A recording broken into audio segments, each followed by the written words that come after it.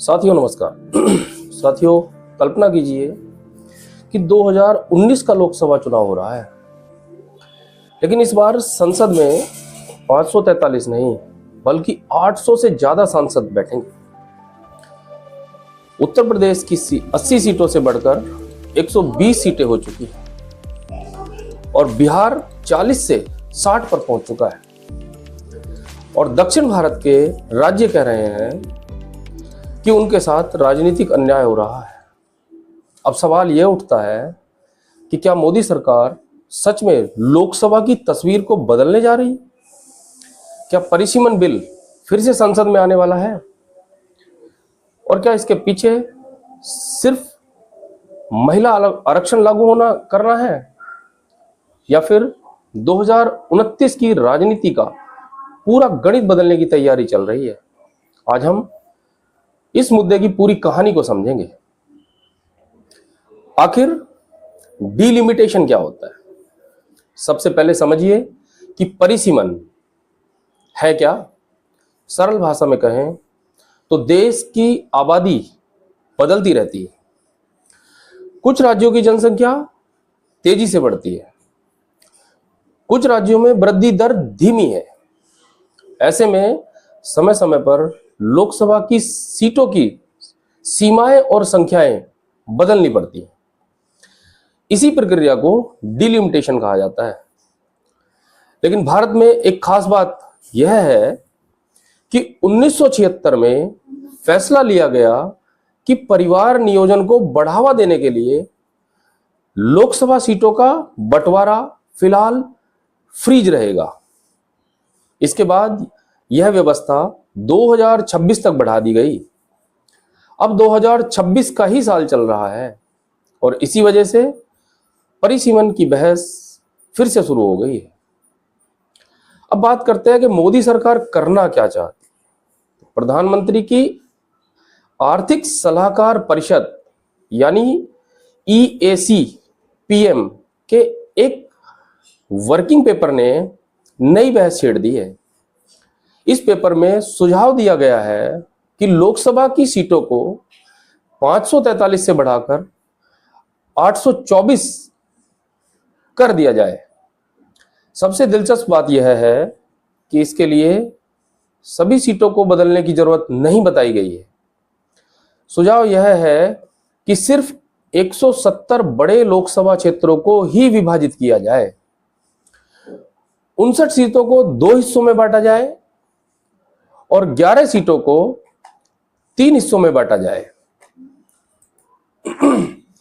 इस मॉडल के मुताबिक उत्तर प्रदेश 80 से बढ़कर 120 सीटों तक पहुंच सकता है और यहीं बिहार 40 से 60 सीटों तक पहुंच जाएगा। साथ ही महाराष्ट्र 48 से 72 सीटें, राजस्थान 25 से 38 सीटें और मध्य प्रदेश 29 से 44 सीटें तथा साथ साथ गुजरात में भी 26 से 39 सीटों तक का आंकड़ा पहुंच सकता है। यानी संसद का आकार लगभग 1.5 गुना हो जाएगा। अब महिला आरक्षण से इसका क्या संबंध है? तो यहां एक बेहद महत्वपूर्ण कहानी यह जुड़ती है कि नारी शक्ति वंदन अधिनियम यानी महिला आरक्षण कानून यह पहले से ही पास हो चुका है, लेकिन इसके लागू करने के लिए 2 शर्तें हैं।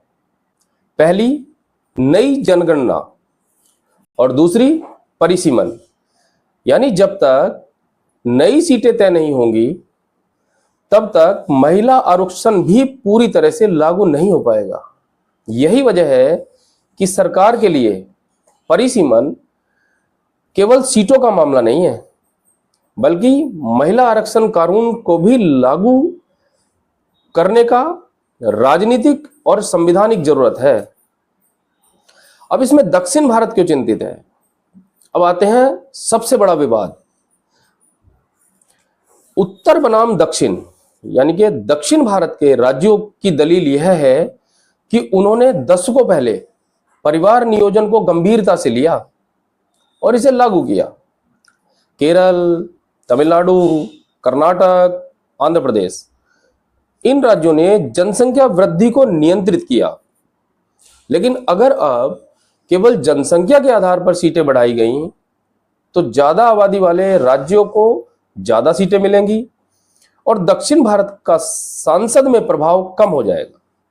यही कारण है कि डीएमके और दक्षिणी भारत के अन्य दल इस कानून का लगातार विरोध कर रहे हैं। उनका कहना है कि हमने जनसंख्या नियंत्रण को सफलता से लागू करके इसमें सफलता पाई, तो अब हमें इसकी सजा क्यों मिल रही है। दूसरी तरफ बीजेपी का तर्क है कि किसी भी राज्य की सीटें कम नहीं होंगी, यानी सभी राज्य को अतिरिक्त सीटें मिलेंगी।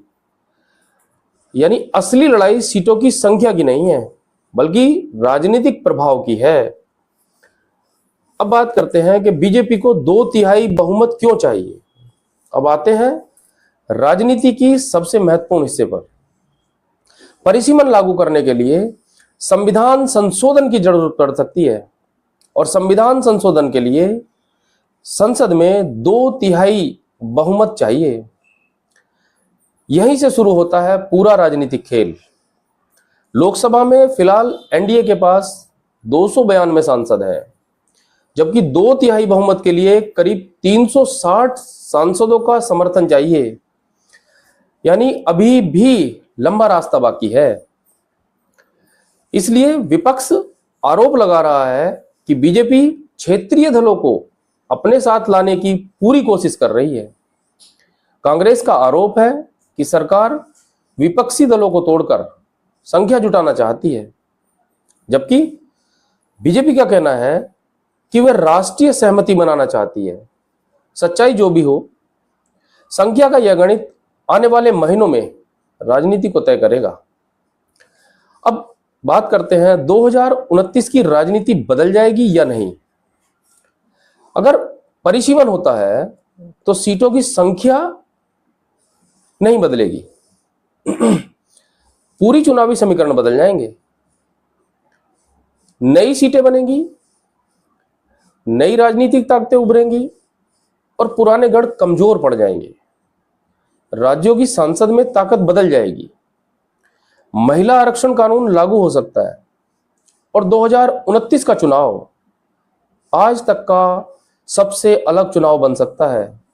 यानी यह सिर्फ प्रशासनिक प्रक्रिया ही नहीं है बल्कि भारत के लोकतंत्र को अगले अध्याय के लिखने की प्रक्रिया भी हो सकती है।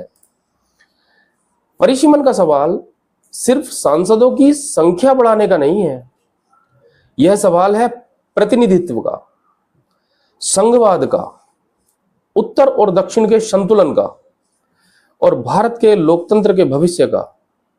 बीजेपी इसे ऐतिहासिक सुधार बताती है, जबकि विपक्ष इसे राजनीतिक पुनर्संतुलन की कोशिश मानता है।